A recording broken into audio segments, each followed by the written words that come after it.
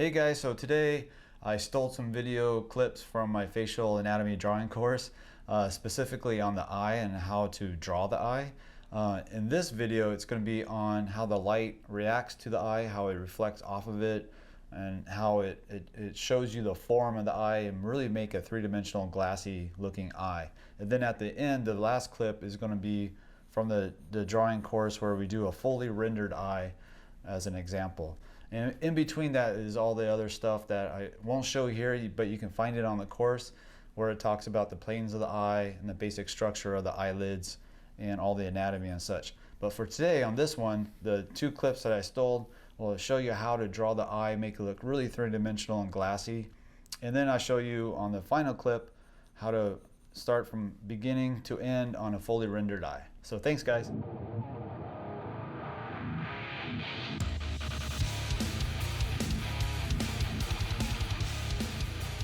So let's draw the basic eyeball shape, and I want to talk about how the light reflects on that eyeball and inside the eyeball as well.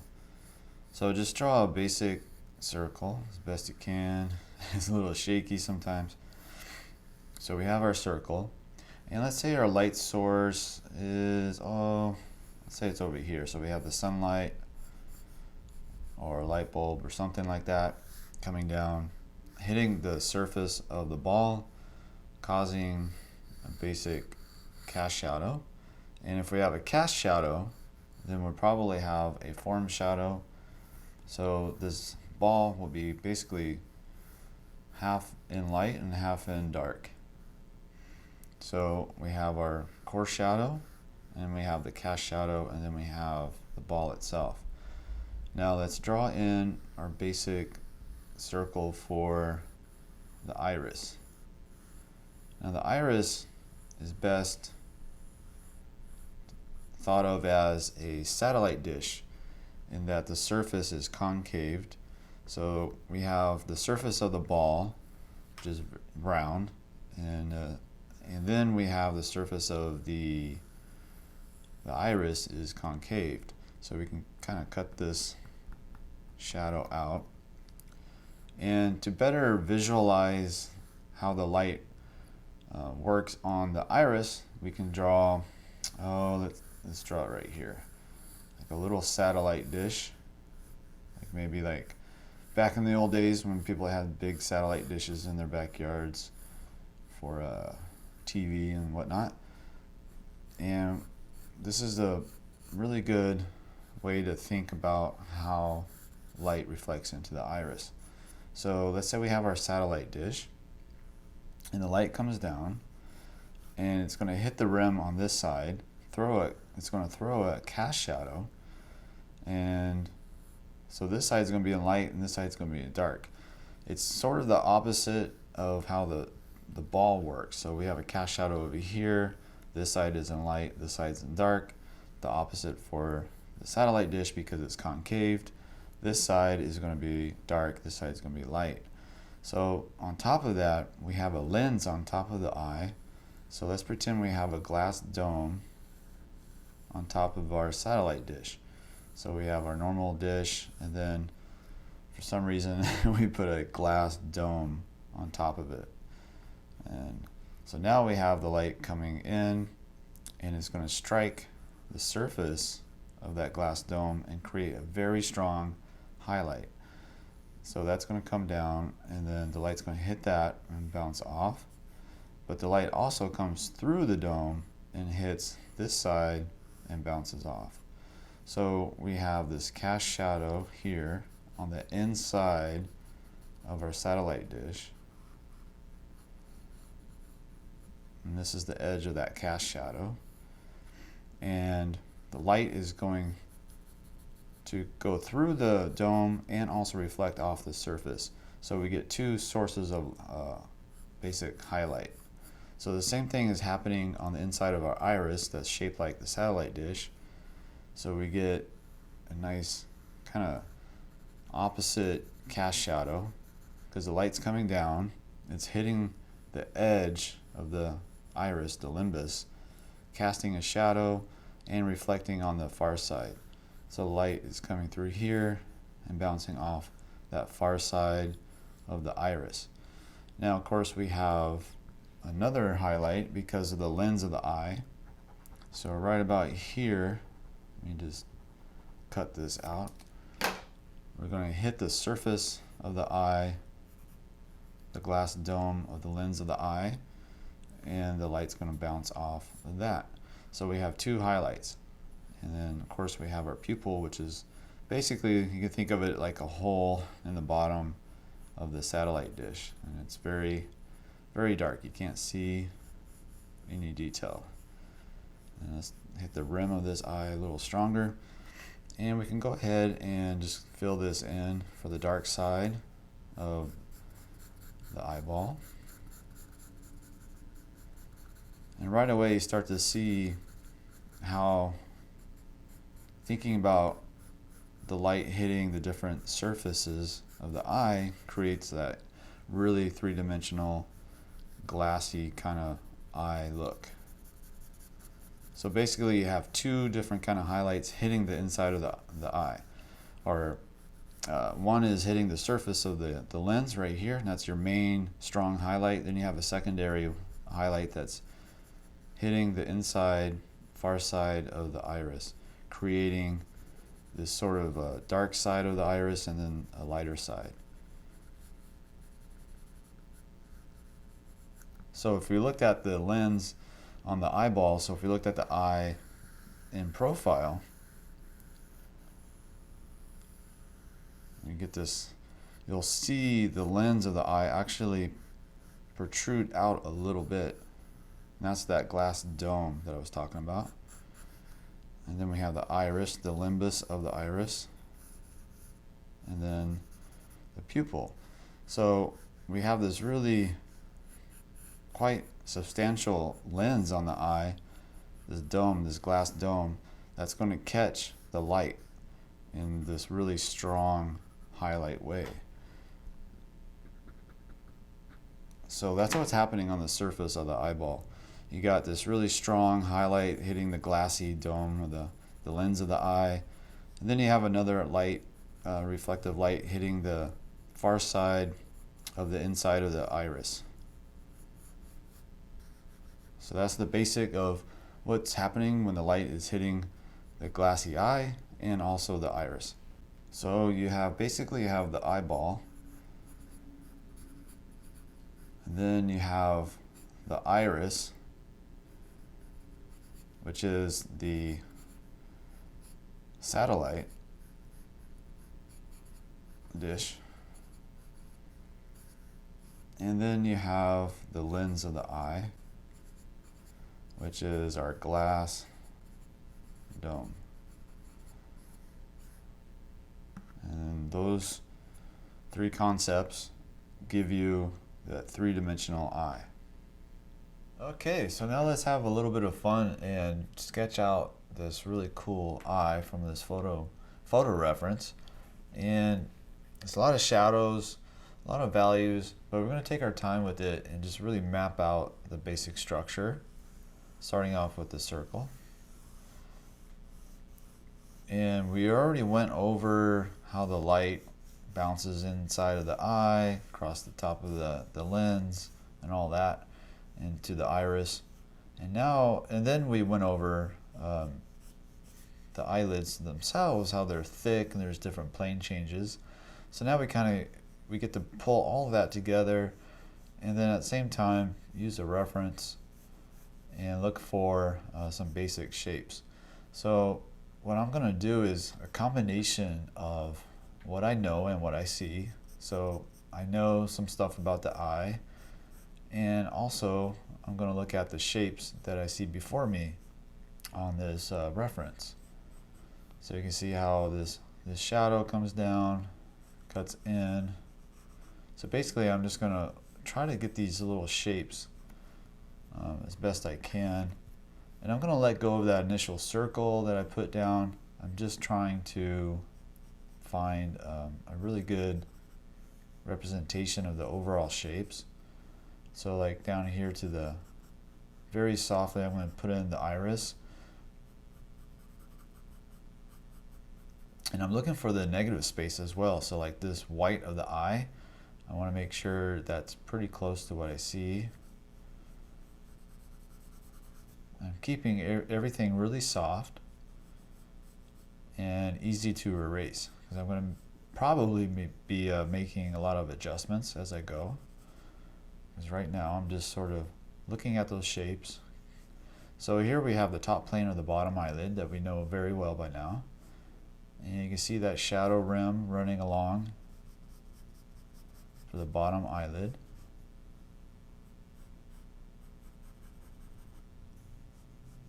Like so. And we also have some really deep wrinkles on this eye. It looks really cool. It's really fun to draw.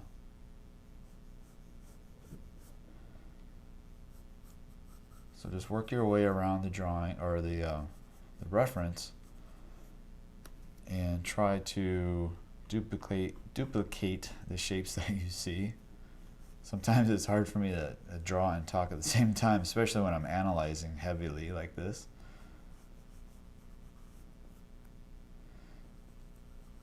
Let's go into the pupil and actually make the pupil darker. So you don't have to hit all the lines really crisp. You can take your time and actually make the edges soft if you like. I'm going to come in here and just pull out this little highlight that you can barely see. It's right next to the pupil, so it's going to be really dark right next to the really light area. And I'm going to gradually increase the value around the pupil.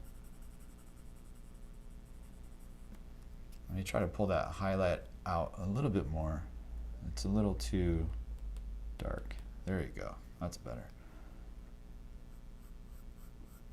And let's make the limbus, the outer edge of the iris, the limbus, make that a little bit darker.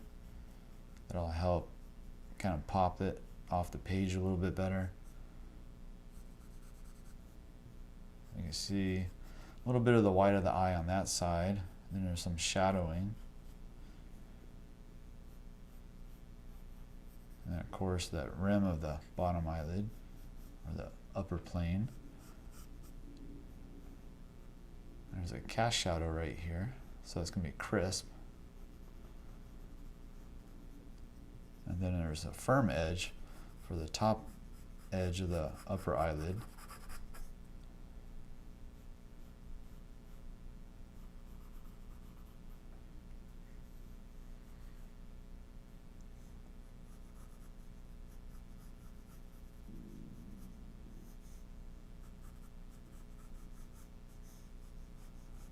It's going to be a little bit of a harder edge right here. It's almost a cast shadow, and then it kind of turns into more of a form shadow.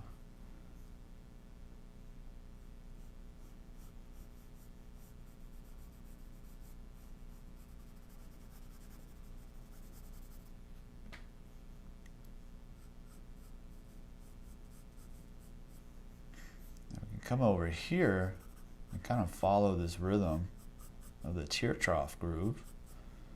And there's all kinds of wrinkles and stuff. And there's a little bit of a cast shadow because they're so deep. The festooning that's occurring is really deep. So you get a little bit of occlusion shadows in this little kind of little nooks and crannies of the different creases and folds of the skin.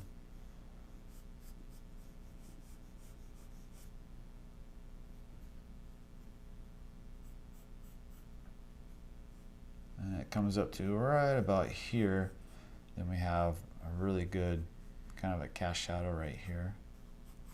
So all of this is in shadow.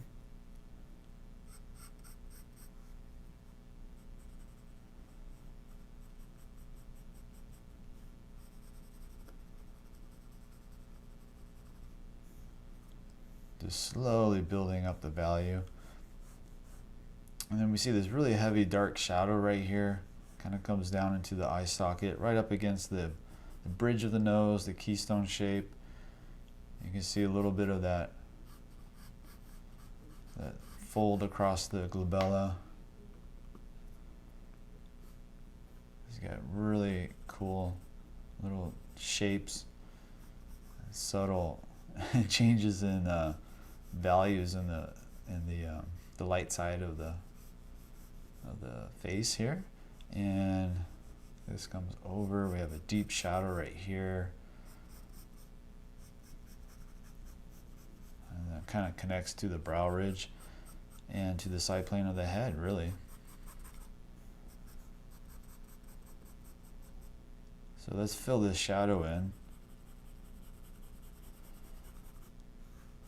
And it's more of a hard edge right here, then it gets soft up at the top. A little bit of a cast shadow in that wrinkle. Maybe one right here. So using the soft, medium, and hard edge idea of the lines, looking for places where it's soft, looking for places where it's more of a crisp, harder edge, or even a medium edge, and using that to build up the feeling of having some surface differences in texture or the plane changes. So let's go back down here into that bottom eyelid and really try to clean that up a little bit.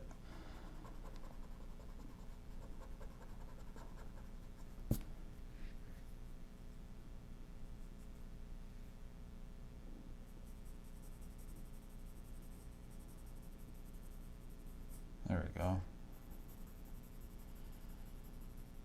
Try to show the eyeball kind of sitting inside. I mean, it's not, the white of the eye is not going to be bright white. It's going to be, actually it's more of a gray. It has some value to it. The highlight is going to be really strong.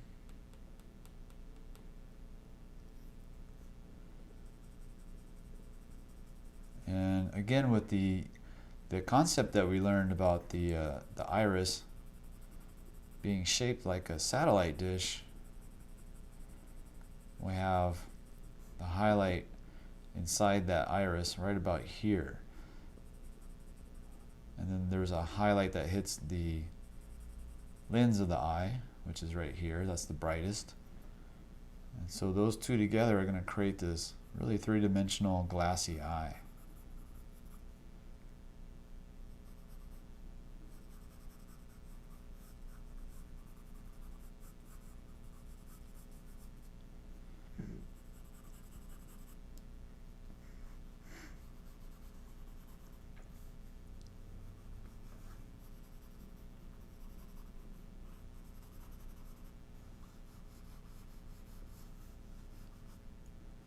Put some value on this side, and I think the brightest part on top of the eyelid probably be about right here, and then let's soften up these edges.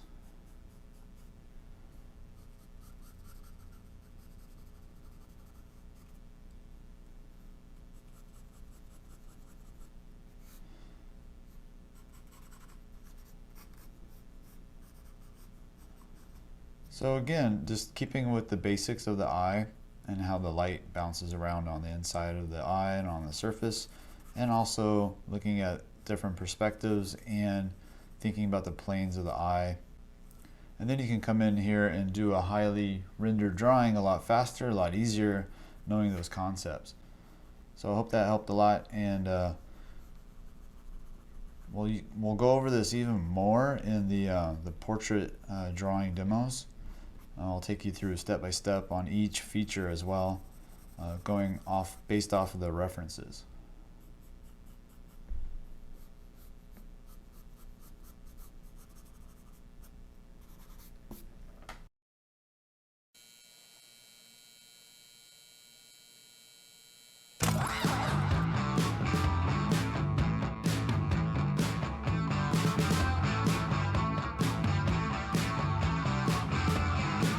Hey guys, check out my facial anatomy drawing course. It's up on Gumroad, running a 33% off, so get it while you can. This course covers everything from the skull, muscles, fat pads, ligaments, everything you need to know about the facial landscape. So check out the links below. Again, it's 33% off right now. Thanks guys. Go to bradwin.com and pick up one of these Wake and Draw t-shirts. The most popular one seems to be the gold over the black. That's my favorite as well. That's a Rhythms of the Head. Go to bradwin.com or click the links below.